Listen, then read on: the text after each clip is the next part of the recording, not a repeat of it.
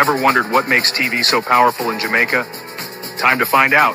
Welcome to Global TV Group 358, where television meets innovation. We're not just about shows, we're about shaping society. In Jamaica, TV keeps you informed, connects diverse voices, and supports democracy. Imagine a Jamaica where broadcasters unite, sharing data and collaborating globally. That's us, a unified voice in the TV industry. Did you know TV advertising is still king? It drives website traffic, boosts brand equity, and powers integrated campaigns. Even in an age of digital, TV stands strong, resilient in tough times. Our global TV deck is your treasure trove of insights and data. With charts, graphs, and success stories, it's your guide to impactful TV advertising. Curious to learn more?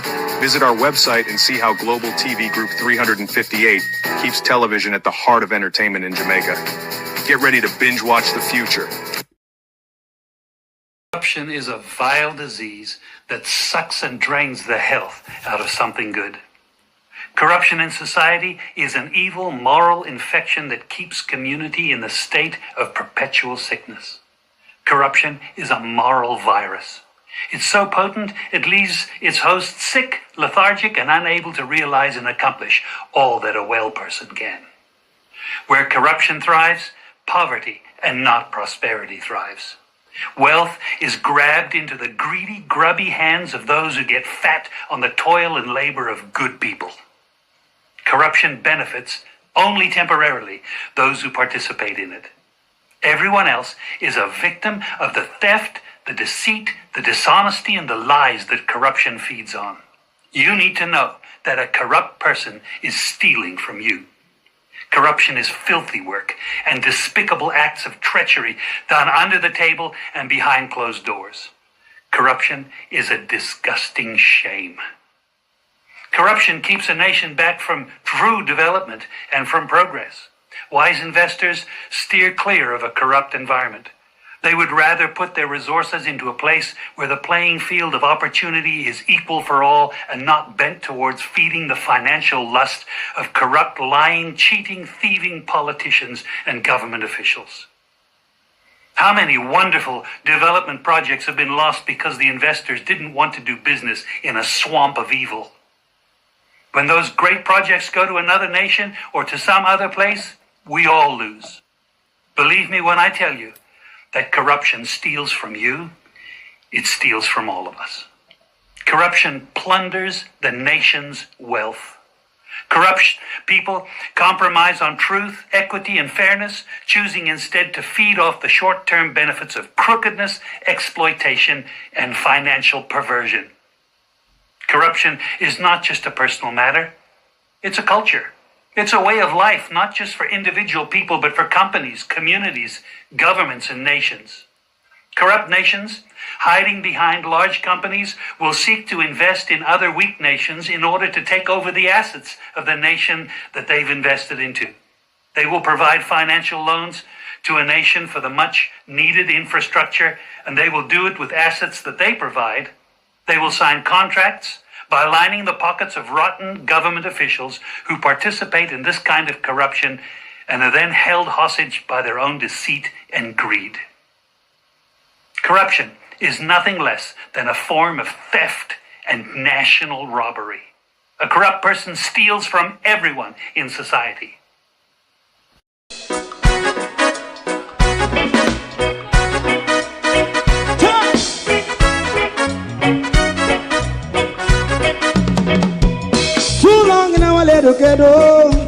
Run, keep going on, less process.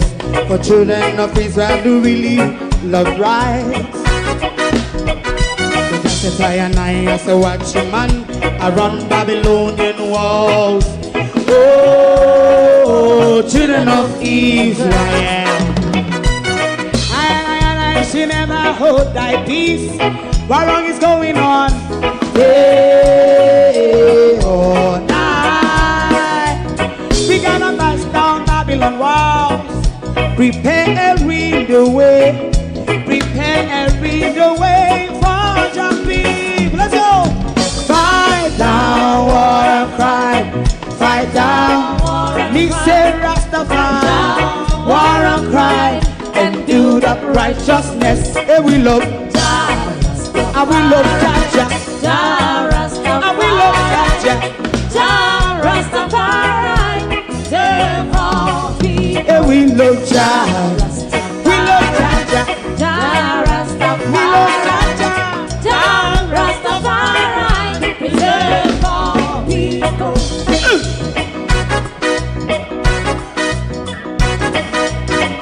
Put time away again. Listen, yeah. Just as I and I as a watching man, I run Babylonian walls. Oh, children of Israel, I should never hold thy peace while we penalize. Hey, oh, night. We gonna bust down Babylon gates. Prepare the way, prepare the way for Jah Rastafari. Fight down war and fight down war and fight. Rastafari, war and crime, and build up righteousness. And we love Jah, and we love Jah, and we love Jah Rastafari. Preserve all, and we love Jah Rastafari. Me love Jah Rastafari. Me love Jah Rastafari. Preserve all. Me love Jah Rastafari. Jah Rastafari. Yeah, the next song is going to be the last song for tonight. And then DJ Twink.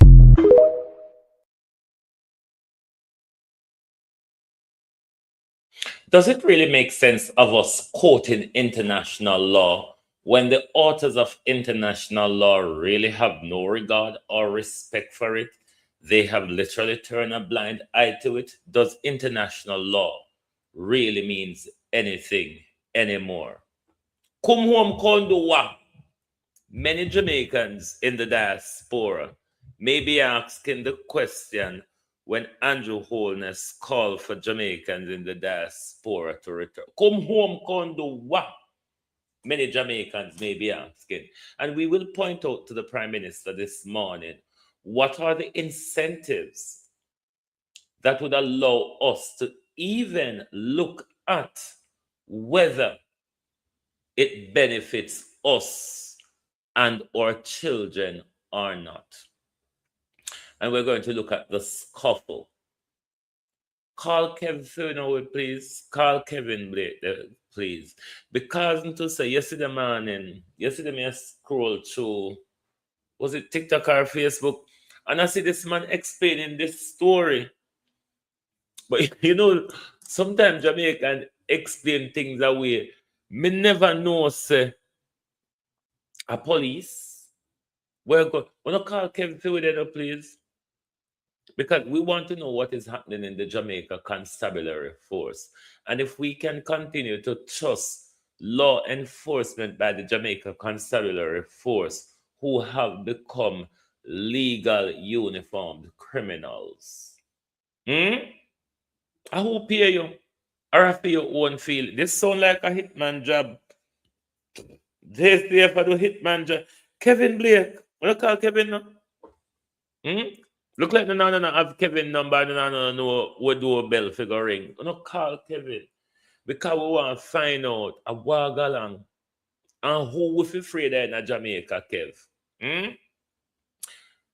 To my community of part and all my family members, platform moderators, membership holders, viewers, subscribers, commenters, and trolls. Good morning, everyone. Welcome.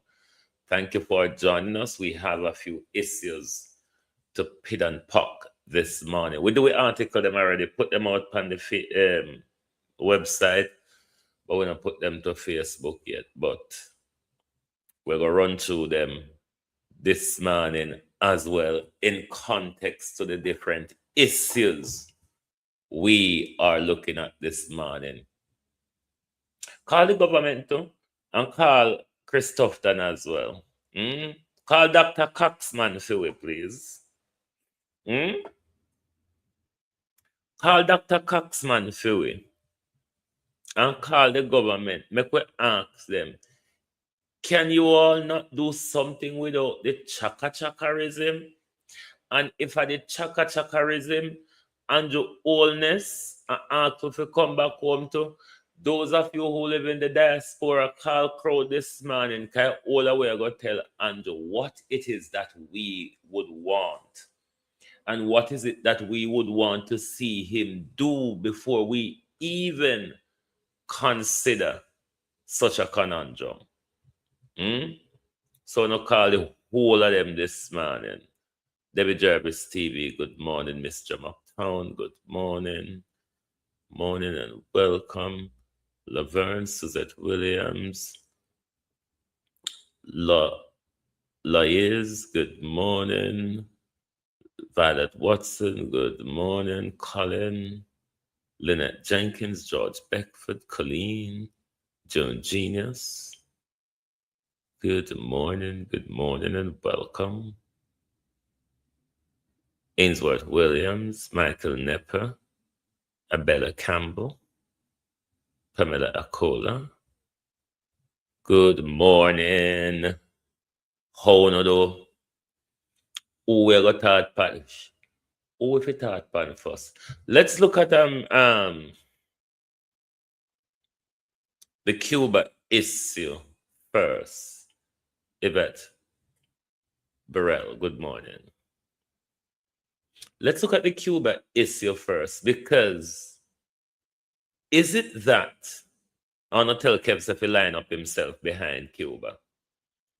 Tell Kev to line up himself behind Cuba, and tell Tufton to line up himself behind Kev, and tell Andrew to line up behind all of them. So we're going to look at the Cuba issue, and we're asking the question, are the current CARICOM leaders hiding behind former leaders? It's all well and good that former CARICOM leaders can be speaking in a way which would be more suitable for the current CARICOM. It would be good to hear such strong, united speech or intervention, Marcia Gale, Wayne Evans. Such intervention from the current CARICOM leadership, because I'm yet to hear something since this recent escalation of Donald Trump executive order was silence, even Mayor Motley.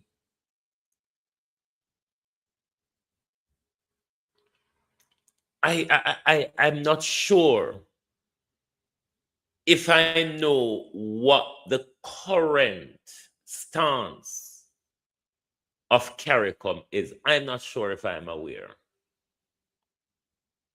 Everybody seemed to be silent to the economic sanction, but the American economic sanction is not working anymore.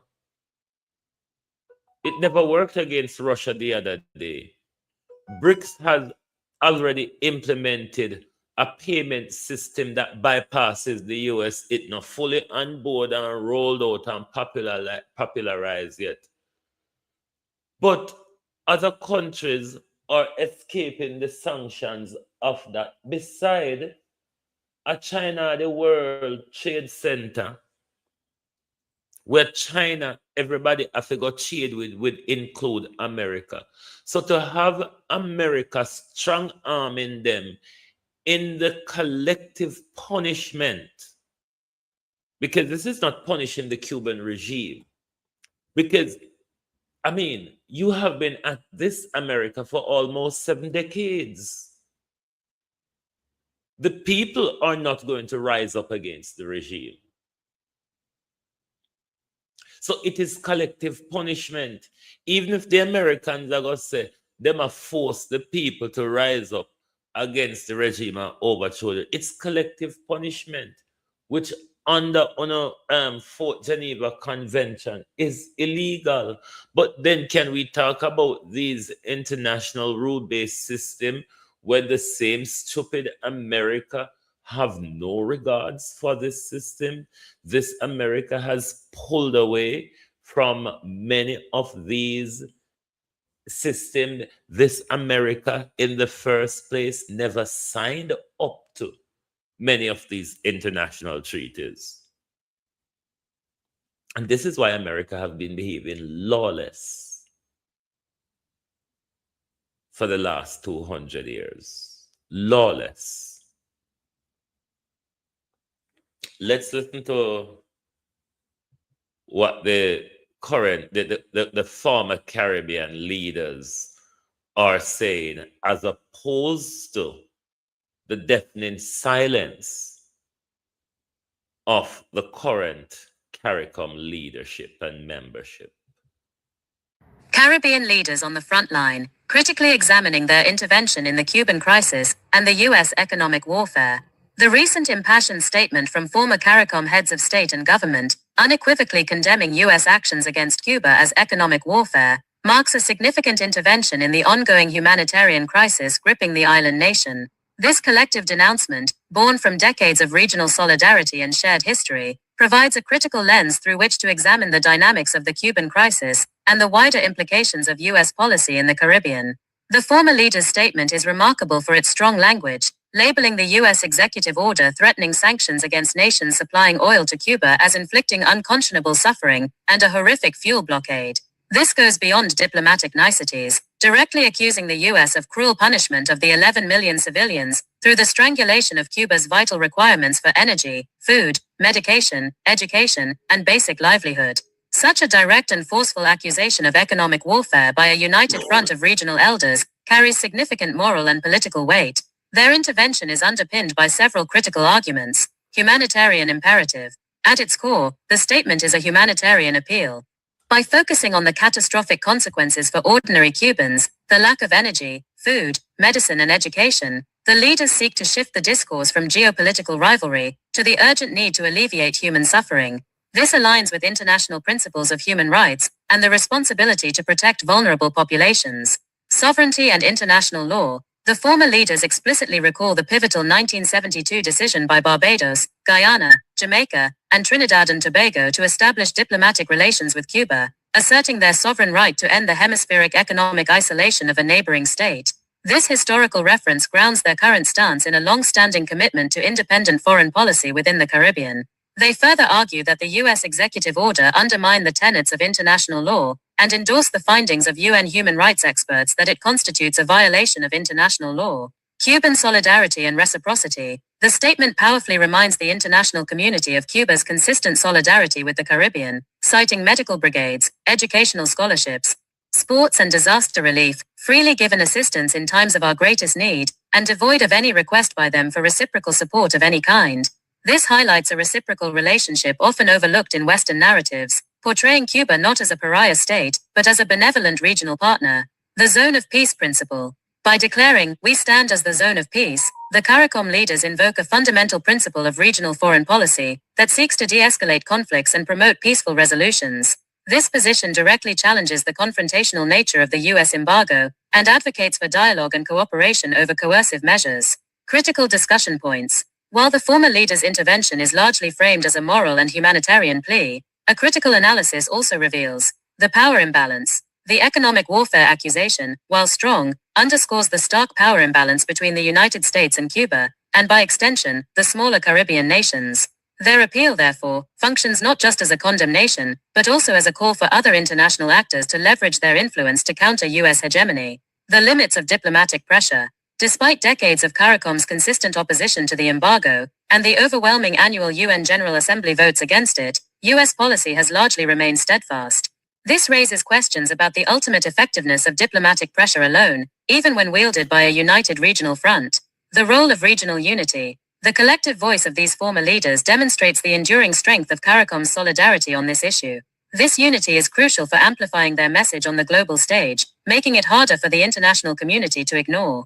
The call for tangible support. The statement's implicit call for CARICOM leaders to render tangible material support to our brothers and sisters in Cuba at this time of need suggests that moral condemnation alone may not be sufficient. This opens the door for a more active and coordinated regional response, potentially including increased trade, humanitarian aid, and diplomatic initiatives. In conclusion, the intervention by former CARICOM leaders is a powerful and critically important moment in the ongoing Cuban crisis. By framing U.S. actions as economic warfare and emphasizing humanitarian suffering, international law, and regional solidarity, they are challenging the dominant narrative and pushing for a re-evaluation of policies that have had devastating consequences for the Cuban people. Their call to rescind the executive order and for the international community to provide humanitarian assistance is not just a plea for Cuba, but a broader assertion of the Caribbean's commitment to justice, sovereignty, and a shared future free from coercive economic measures. No, I will take you a bit way back because I have been going at this geopolitical issue for quite some time, telling you of the geopolitical tension coming to the region. We're going to be locked in a warfare, in a geopolitical warfare between America and China. And I told you of the ultimatum they gave to Andrew: if you don't roll back China investment, we're going to take over in 2 years. Now, all of this, and this was said in 2023, and we see them take over since Melissa in 2025, or even before Melissa. But Melissa met them come in full force and send in all of them for sending. None of these decisions taken by our leaders are in our interest. Now, let us go back to, you remember when Andrew Holness said he went to New York on a working lunch under the Biden government.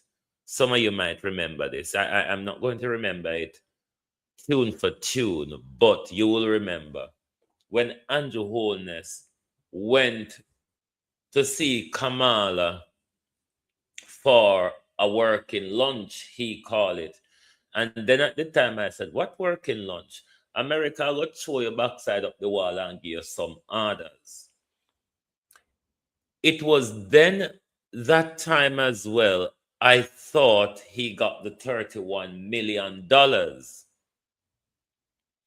And then when he came back to Jamaica, he started talking about the China investment galangin. That's, I don't remember it exactly what was said then.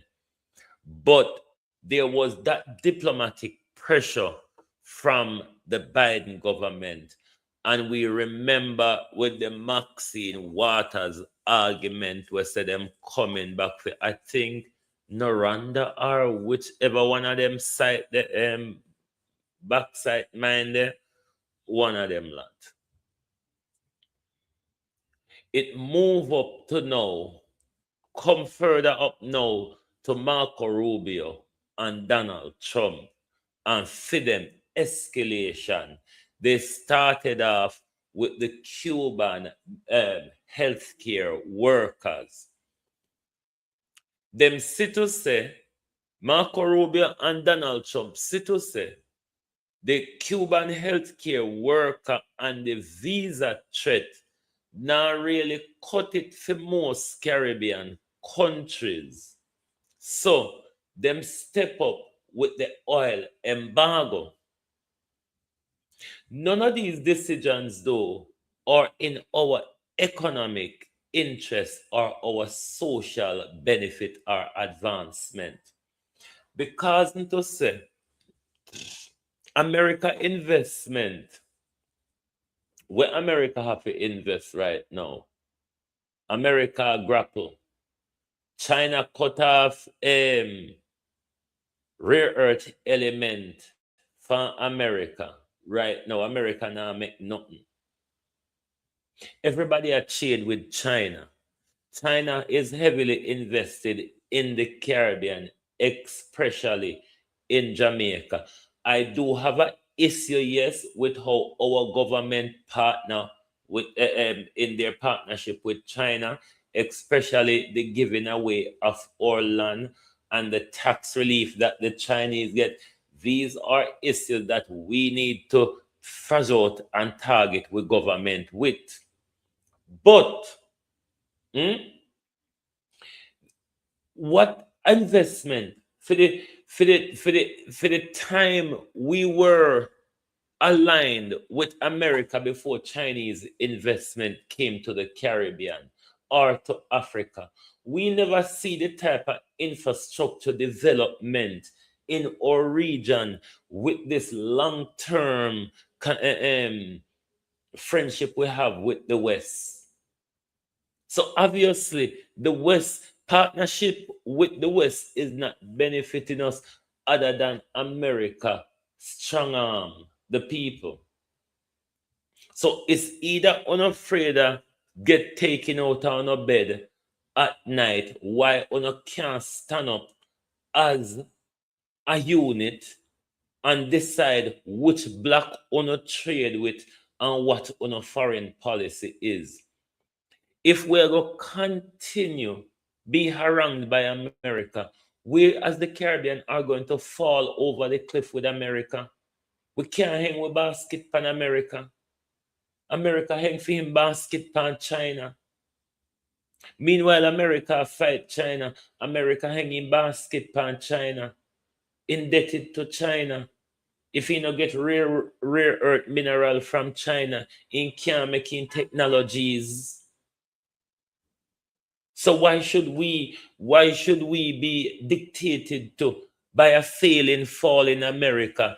America that their economy has been broken, and America that is doing money laundering in the name of quantitative easing to keep them economy up. Look how long Europe and America broke. Look how long America and Europe have been doing what they call quantitative easing, but money laundering in the local term. How long you think them are going to print money for to keep up them economy? How long you think them are going to use figures and tell lies?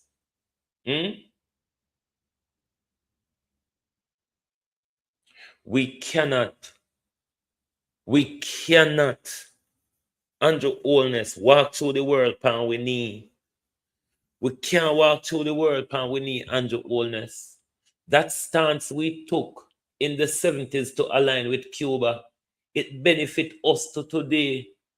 Educational institution, healthcare, scholarship, educational scholarship, up until today, even under 70 years of strangulation, Cuba can stand up and support the Caribbean. And now when the Caribbean will stand up and support Cuba, the whole on of bow down in front of some little pedophiles. Like seriously? You see, me done with voting, Me always vote. Even to spoil my ballot. But so me have to go protest the next vote coming up. Yeah. Me did plan so me done with voting, but every ballot me go to every ballot now me I go just write. You are all Epstein collaborators. From here on, me not vote for nobody. Any ballot, me just go write, pan it and put it in the ballot box. You are all Epstein collaborators. Me go continue. Me just say me not go vote again. But me go continue spoil my ballot. Every election, because Epstein file show we say, we cannot continue to validate these people.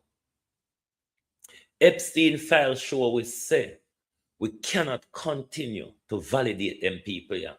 So here and now onwards, every voting in this country, me I gonna go spoil my ballot.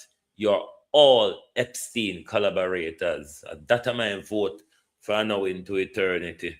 Because we can never legitimize any of these child abusers, murderers, and wicked and thief with my vote anymore. So from here on, and I wish everybody could turn up at the ballot and spoil them ballot and leave the country hanging.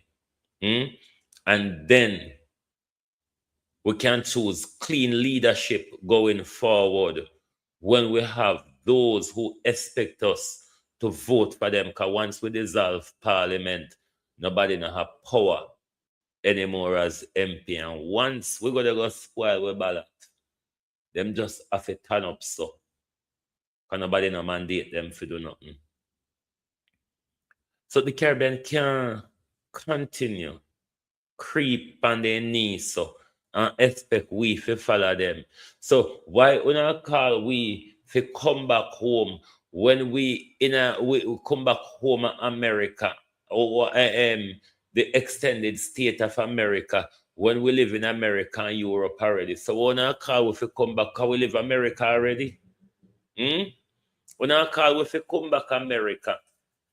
We live with America already and with Europe already. So what the point calling if you come back Andrew Holness? We not call Kevin then, no?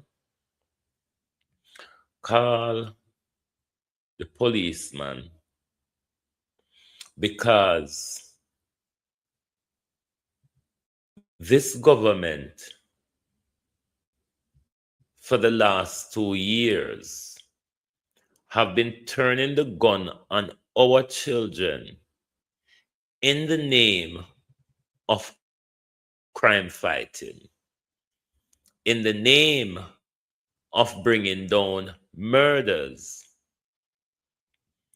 but especially since the start of this year, there is an almighty escalation of members of the security service and their criminal involvement. Or I catch them more. But the question all of us they ask this morning, who we feel afraid of? Globalists, who not afraid of? The bad man them in a plain clothes with gun, or the bad man them in a uniform with gun? Who not afraid of more? Who we feel afraid of, Kevin? Who we feel run from when we see them a come? Who when we see them who we feel bad when we see them we feel bad? Murder. Because everybody behave the same now, you know. Everybody a carry gun. Everybody a shoot mercilessly. Everybody a take contract killing job. Everybody a have gun and ammunition. Everybody a have drugs. Who we feel afraid of? Opal, how you do? Who we feel afraid of, Kevin Blake? We want to know who to run from. Or we to run from everybody. But then when we run, they still go shot we. And some are go just not say nothing. And some are go say, we drew gun on them. And we shoot from nearby bushes and then come find my body in a nearby. Who we afraid of, Kevin Blake? Who we afraid of?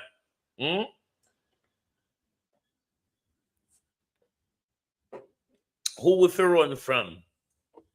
Who we fi ball murder for when we see them? Cause everybody seem to be the same thing now, you know, Kev. Nobody no seem to better than nobody. Everybody depend on gangster payroll, you know, Kev. Do you know see all drugs up a more? Me can't even keep up with the crime in the Jamaica. At what point though, Kev? Let's ask the question. At what point are you going to turn the gun on your members? Kevin Blake, at what point will Kevin Blake turn the gun on his men? Because we see Kevin Blake walk and turn gun pan with children them every day, you know. All in a with house. Kevin Blake a come shoot with picnic them. At what point, Kevin Blake, you're going to turn the gun pan see you? Criminal producer. Angelo run around and call we pick them criminal producers, you know. Because members say we no murder bigger than, you know. Uno say is a criminal producer and I know no can produce the evidence of the criminal producing. Who we afraid of? And that Jamaicans fi ask, who we fi run from? Who we fi ball murder when we see them a come? Everybody a gunman now, we no Kev. Me don't know if you notice it. Me don't know if you notice it, but everybody a gunman now, so we might as well duck and hold we head back when we see all of them a come.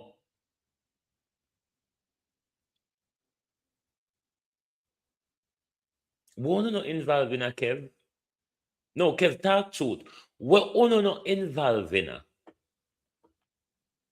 Me say me hear one man explain it on social media yesterday, and me never pay no great attention to it because me never know say a police fit true. So Kevin, may I ask you this? So the police them, the one them when it go down a Commodore, go shoot and shoot up all the 4-year-old. Them did say them a police too, you know, Kev.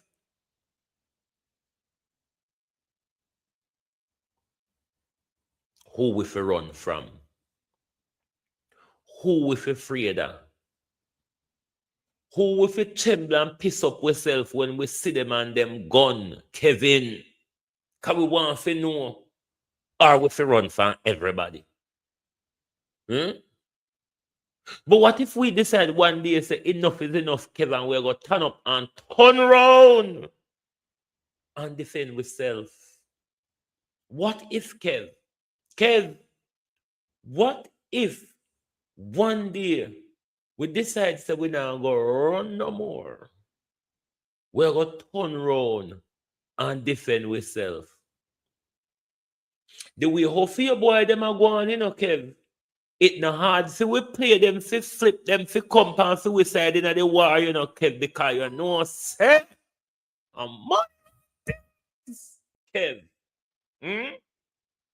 A money run things. So it's hard for we pay them and flip them. Because you know, once we pay them a hit man. In it, Kev? Them a hit man.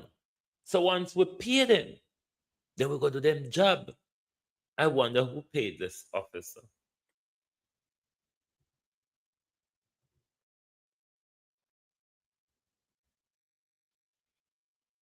Hold on. Crime-related matters, the police high command has ordered a top-level investigation into the alleged criminal activities of 2 members of the Jamaica Constabulary Force. The policemen are suspected to be involved in multiple murders, shootings, and robberies in the corporate area, as well as St. Mary. Details in this report. The policemen who were recently taken into custody were scheduled to be questioned today. Note he said multiple. Multiple murders. No one, no two, multiple. Only.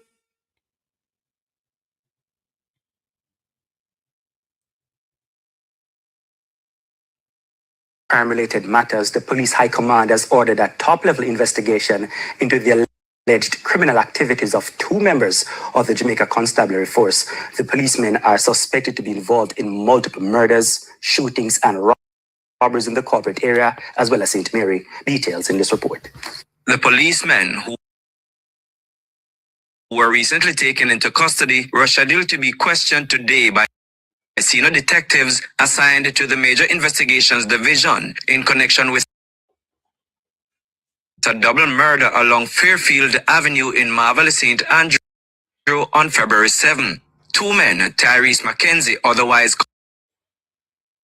called Citypus, and Jose Harvey, otherwise called Jose, were gunned down in a drive-by attack. The policemen, one of them assigned to the Trelawney Police Division, reportedly popped up on the radar of the Police High Command last week after one of them was captured by the police along the Port Henderson Main Road in St. Catherine in possession of 2 firearms and more than 60 rounds of ammunition. He was arrested hours after a St. Mary businessman, Garfield Singh, was gunned down at his home in Boscobel, St. Mary last week Monday by men who declared that they were police officers. The 64-year-old businessman who operated a well-known tire shop was killed when they demanded that he open the door to his home and business establishment. Following the murder of Mr. Singh, the police intercepted a grey Toyota Probox with 2 men aboard about 11 p.m. along the Port Henderson Main Road in St. Catherine. An M16 rifle and a Taurus pistol, along with 65 rounds of ammunition, were seized in the vehicle. The policeman and a civilian were taken into custody. Investigators believed the policeman and the other suspect were involved in the murder of Mr. Singh. Head of the St. Catherine South Police, Superintendent Leighton Gray, confirmed to the Gleaner that some investigation is taking place, but said he could not shed any light on that. Commanding officer for the St. Mary Police Division, Superintendent Anthony Wallace, confirmed too that an active investigation was underway into the murder of Mr. Singh, but declined further comment. Prince Moore, TVJ News. All them ya, Bev would have said, murder to blood clot people. Who with you run from?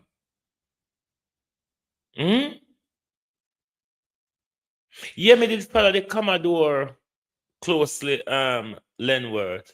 Me just a little while say to Kev say, remember them one where they jump out and the people them a Commodore, and then did say them a police too. Because when the man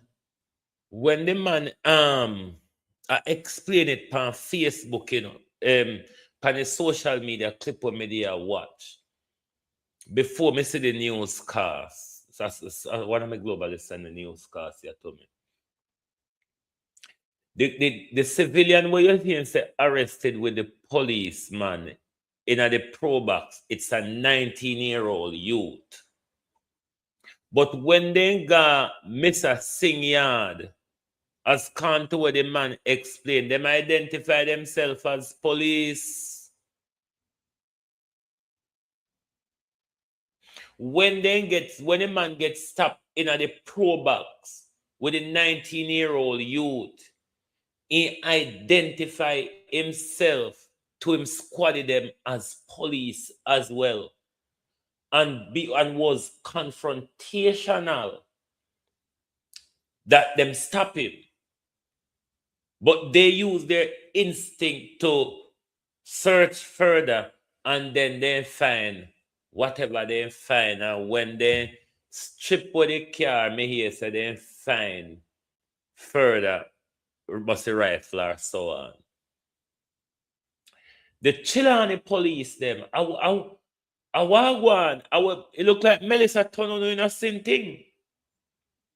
Because remember me do one article on one, the one where they catch on Henderson Road, Port Henderson Road and Portmore where they with the hope of ammunition and same thing as well. You remember the upper jugs up a CTAC where saving of them filing cabinet and them desk. We see left, right, and center where police and soldiers get all with gun and arm. Oh, if you're afraid of.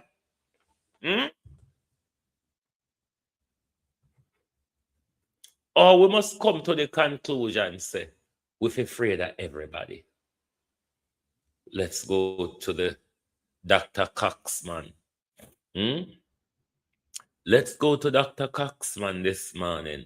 Why this government is so tracker? Let us look at our article first. Then we'll go to the trackerism that unfolded in St. Mary with Dr. Tufton. Political fray at Belfield. A critical look at escalating JLP-PNP tensions in St. Mary. The recent official opening of the Belfield Community Health Centre in St. Mary, intended to be a moment of community celebration and progress, was instead marred by an ugly display of political tribalism between supporters of the ruling Jamaica Labour Party and the opposition People's National Party. This incident not only overshadowed a significant investment in public health, but also highlighted the persistent and often disruptive nature of partisan politics in Jamaica, particularly at the local level.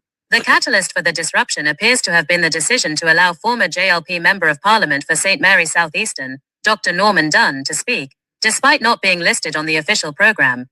Dr. Dunn, who was defeated by sitting PNP MP Christopher Brown in the last general election, used the platform to highlight his perceived advocacy for the health facility's construction. This move, whether intentional or not, was immediately perceived as a political slight by PNP supporters, prompting MP Brown to visibly express his disapproval. The subsequent escalation, with accusations flying between supporters and even stones being hurled after the official proceedings, points to a deeper issue than a mere scheduling oversight. It reveals entrenched political rivalry. The incident underscores the deep-seated, often acrimonious rivalry between the JLP and PNP, which frequently transcends national policy debates to manifest in localized, sometimes violent confrontations. The symbolic significance of a health center opening in a constituency recently won by the opposition, coupled with the presence of the defeated incumbent, created a powder keg. Disregard for decorum and public service. A health center opening is a non-partisan event aimed at serving all citizens. The eruption of political bickering and hostility at such a venue is a disservice to the community it aims to serve, and undermines the very idea of public service. The appeal for calm by Health Minister Dr. Christopher Tufton, and the subsequent prayer highlight the severity of the breakdown in civility. The perpetuation of winner-takes-all politics, the implicit claim by the former MP to the health center's genesis, and the sitting MP's visible discomfort, reflects a political culture where credit for development projects often becomes a battleground. This winner-takes-all mentality can stifle collaboration and deprives communities of truly unified leadership. The role of supporters and local dynamics, the passionate, almost aggressive defense of their respective political figures by supporters, is a common feature of Jamaican politics. However, the intensity witnessed in St. Mary, culminating in physical altercations, demonstrates how easily these loyalties can boil over, creating an environment of intimidation and chaos. The alarming statement, "No interview can do in a me yard," directed at the sitting MP by a supporter, further illustrates the territorial and exclusionary nature of some local political dynamics. While political discourse and healthy debate are crucial for democracy, the events in St. Mary represent a concerning departure from civil engagement. They suggest that, for some, partisan allegiances override the fundamental purpose of public functions and the need for respectful interaction, even when celebrating community advancements. For Jamaica to truly progress, political actors and their supporters must find a way to temper their rivalries, respect the process of democratic change, and prioritize the collective good over narrow partisan interests. Otherwise, important occasions like the opening of a much-needed health facility will continue to be overshadowed by unnecessary political drama, ultimately shortchanging the very people they are meant to benefit. To answer your question, Pamela, Jamaica is not a real place. It's a theater, just like any of the other country in this world. It's a global theater. And who is running it? The same cabal that is being exposed at the moment through the Epstein file that is running a lot of these countries, as we can see. It's the same people giving instruction. Leaders, whether they're presidents or prime ministers, are not leaders. They are employee of the deep state and the cabal. So they're just there to take instruction. They're a chief executive of a subsidiary of the cabal system. Now to Dr. Tufton. When is it that una go follow procedure? I don't have a problem if Norman Dunn is invited there and is there. The broader issue, though, is protocol, following the rules and the protocol. If you go carry Norman Dunn to speak, because this is an official opening done by the ministry. So the ministry would have provided the quorum for the meeting. So therefore, if you go care your friend come speak, put it on the official document thingy, so everybody can know what the agenda for the evening is, rather than always having these chaotic galanging It was the same way with Crystal when I go up something there when what's your name, Crystal Lee. I go I think a Marant Bay Hospital. Them care Michelle Charles with them. It's about time on respect the process. And when I get to Andrew Wholeness, after this, I'll have much more to say on that. But this is the debacle that ensued yesterday. A clip of it. So I want to say to you, enjoy your clinic. Enjoy your clinic. This is government taxpayers' money at work. Thank you very much. All right, ladies and gentlemen. Hold on. Ladies and gentlemen. Hold on. Distinguished ladies and gentlemen. Hold on.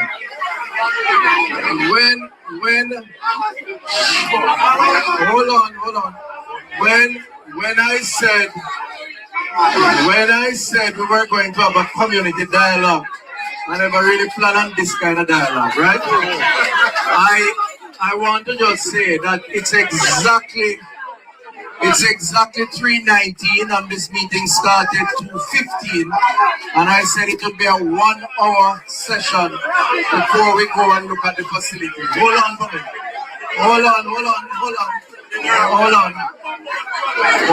Relax. Hold on. Can I get somebody to just bless the building so that we can go and open the building and look at the building, okay? Dance to the rhythm, chaka chaka. Everything about this government is just chaka chaka and all over the place. But let's move to Andrew Wholeness. We're going to just move straight to the article and then we call Lego remote for Andrew. Before we go to Andrew Wholeness, let's show you how Jamaicans are suffering and how Jamaicans are feeling the pinch under this government. And I wonder if more Jamaicans are going to speak. Yeah, my brethren would love to get up every morning. I know we have a 9 to 5 or an 8 to 5 job where we can set a budget offer and set a life that we can know what we want and look from a soldier and him say we want a shoot, we can budget it. We know so we get $5,000 for a week, but you don't want a shoot and the rent of a pure title. That we can't understand again, you know. Minimum wage a $5,000, $5,600. And that cannot buy nothing in the store. The cheapest water bill you get is for 2003, even if you never turn on the pipe for the year. The light bill are the same thing, and it's only $5,600 you get with 6 youth in your house. Yet still the government come and say she feel the pain. How she can feel the pain and she don't know how we're living? Oh, every day for them table full of food, you know. No, this is a video from Portia there. The wrong something I bring. Hold on. Let's go to the article then. On Andrew Wholeness. Then me tell Andrew Wholeness what we want. If we are to consider anything we must say, we're going to tell him what we want.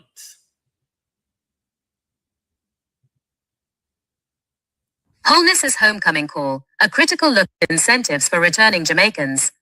Prime Minister Andrew Wholeness's recent statements encouraging Jamaicans abroad to return home, especially in light of the US's indefinite pause on immigrant visas for 75 countries, including Jamaica, offer a moment for critical reflection. While the sentiment of attracting skilled Jamaicans back to their homeland is commendable, hinges on tangible incentives that address the systemic issues often cited as push factors for migration. Wholeness candidly acknowledged the historical reality that many Jamaicans, including his university peers, saw no future in their home country, choosing instead to migrate. He attributes this to a failure of past governments to create opportunity. This self-awareness is a crucial first step. However, the critical question remains, What specific compelling incentives is his administration putting in place to transform this historical narrative and truly make Jamaica the place of choice to live, work, do business, raise families, and retire in paradise? The Prime Minister points to several positive developments under his administration: record low unemployment, rising wages tied to skills and productivity, and significant reductions in violent crime. These are indeed vital components of an attractive environment. However, for many Jamaicans who have built lives and careers abroad, the decision to return involves a complex calculus that goes beyond basic employment figures. While world-class infrastructure, cinemas, good restaurants, and good landscape and streetscapes contribute to quality of life, they do not in themselves address the foundational concerns that lead many to perceive Jamaica's governance system as broken. Returning professionals often weigh the perceived stability of institutions, the efficiency of public services, the reliability of the justice system, and the overall ease of doing business against the advantages they have found in their adopted countries. For a critical analysis, we must press Prime Minister Holness to articulate a clear and comprehensive incentive package that directly targets the concerns of potential returnees. Beyond general improvements, what specific policies are being implemented to streamline bureaucracy and reduce corruption? Many returning Jamaicans express frustration with the perceived inefficiencies and hurdles in government processes, from starting a business to obtaining necessary permits. What concrete reforms are being undertaken to address this broken system of governance? Enhance educational and healthcare systems to international standards. While Holness mentions healthcare and education as central to the government strategy, how will these systems be demonstrably improved to meet the expectations of individuals accustomed to, and perhaps reliant on, higher standards abroad? What provisions are being made for the children of returnees, especially in terms of school placement and curriculum alignment? Provide robust investment opportunities and support for entrepreneurship. Beyond general economic growth, are there specific programs, tax breaks, or venture capital initiatives designed to attract and support returning entrepreneurs and professionals who wish to invest their capital and skills in Jamaica? Address concerns about community safety and security beyond crime statistics. While a reduction in violent crime is positive, what sustained, visible measures are being implemented to foster a sense of security and trust in local communities, particularly for those who may have been away for decades? Facilitate the transfer of skills and qualifications. Are there clear pathways and support systems for the recognition of foreign qualifications and experience, ensuring that returning professionals can seamlessly integrate into the Jamaican workforce at levels commensurate with their expertise? Prime Minister Holness's vision of making Jamaica the country of choice for its people is aspirational. However, to truly encourage a significant and sustained return of Jamaicans from abroad, the government must move beyond broad declarations and clearly outline the tangible incentives and systemic reforms that will convince them that Jamaica is not just a place of patriotism, but a genuinely viable and rewarding place to build their future. Without a clear articulation of how the broken system of governance is being fixed and what practical benefits await them, the call to return may unfortunately remain an unfulfilled hope for many. Come home, con do what is the question. Make we argue now, Prime Minister. We will live in a foreign attack to you, We were used to the services foreign provide. We were used to the niceties amongst the hard life where foreign provide. Attack to you now. The water part, Prime Minister. We want when we get up a morning time and we use with toilet, we can't flush it. We can't go to a face base now, we can't do a face and we mouth. We can jump in the shower and we can have a shower or a bath without any problem. That then, you have to sort out that first, because that day we used to every day. Yes, we may born and grow up carrying water upon we head, but a long time only will come out of the system then also. That day you have to sort out that part there. We want when we come home and we turn on the light and we not see no light, we not look up on the bulb and turn the switch again and turn the switch again and one day for blow the bulb blow. We want to be able to watch TV, charge with phone, have with fridge on and all the little thing them, and we like to have light outside our house at night time and them something there. We like to have good road for drive pan, and we want pavement for we pick them walk pan so vehicle not bounce them down. And we want when night come, when we walk pan road in a night, we not in a no darkness at all. Every lamp post both side of the road, at least every other one, have a street light. We want beautiful parks for children them go play. Prime Minister, we want school for children them can be properly educated with good curriculum and not the Christopher Columbus curriculum. We want organic food to eat because we tired of the old foreign scrubs them. We done yet. We want a proper transport system, road, rail, and everything because we used to it. We want good road for drive pan because all the coming we have suffer from dizziness and motion sickness. Pan for your road them, it wouldn't be any benefit to me going too far. A whole heap of thing we want. We want ambulance. We want when we belly a pain we at night time, we can call ambulance. We want when accident pan road, we can call ambulance. And ambulance come in good quality time. Can we go hospital? We have accident and emergency, and when we go there, they have staff were well paid, and they have supplies and equipment to work with. We want a adequate running health care with all the specialities and the necessary diagnostic. You can provide them definitely. What else we want, Prime Minister? Police. Prime Minister, we want able to turn up and war with your police, them and paint with hand in their face, and they no box with them, and they no shoot with them.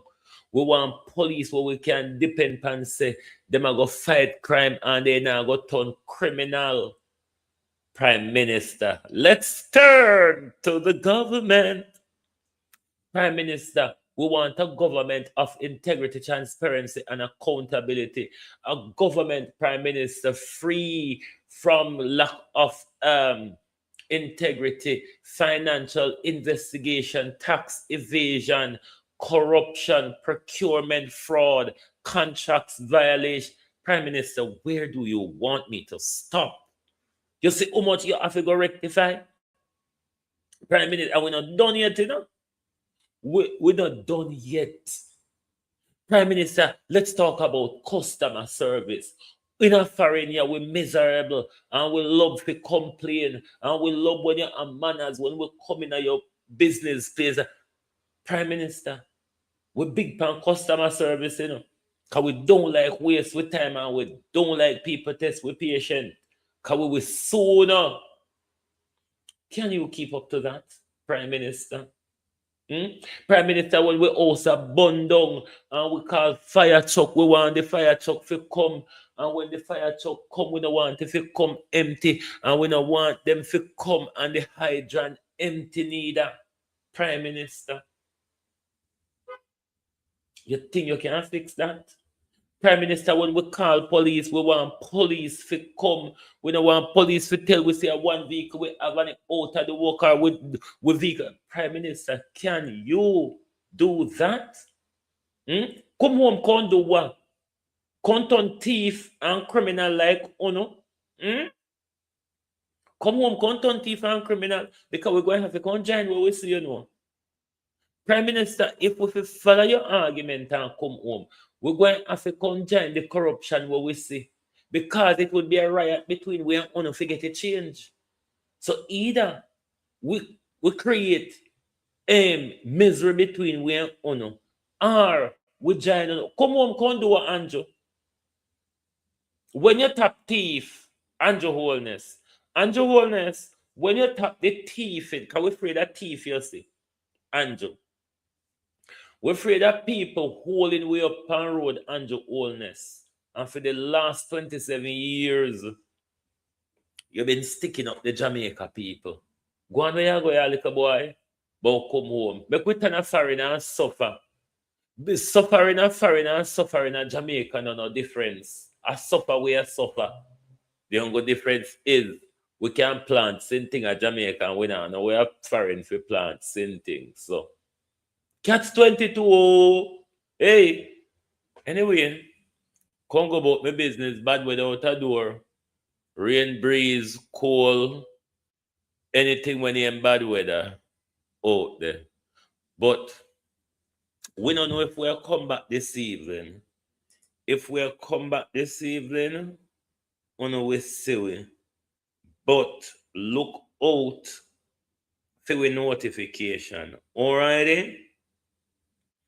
Look out for the notification if we'll come later. But bad weather go on in a foreign, yeah. You know. Anyway, globalists, thank you all for being here this morning. Lovely to have your support. And we stand with Cuba.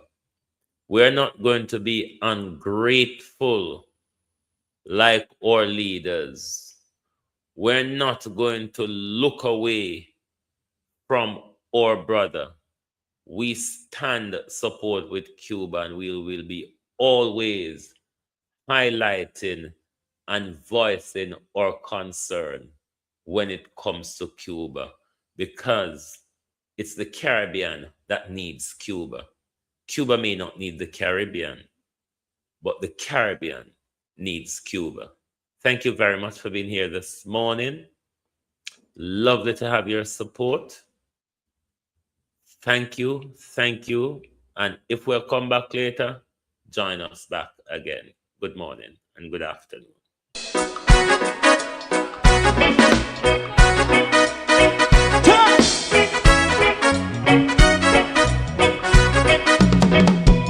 Too long in our little ghetto, run keep going on, less process. For children of Israel do really love rights. So just as I and I as a watching man, I run Babylonian walls. Oh, children of Israel, I should never hold thy peace. What wrong is going on? Day or night, we gonna bust down Babylon walls. Prepare the way, prepare the way for your people. Let's go. Fight down war and crime, fight down. Me say Rastafari, war and crime, and do the righteousness. And we love Jah, and we love Jah, and we love Jah, Rastafari, save all people. And we love Jah, we love Jah, Rastafari, we love Jah, Rastafari, save all people.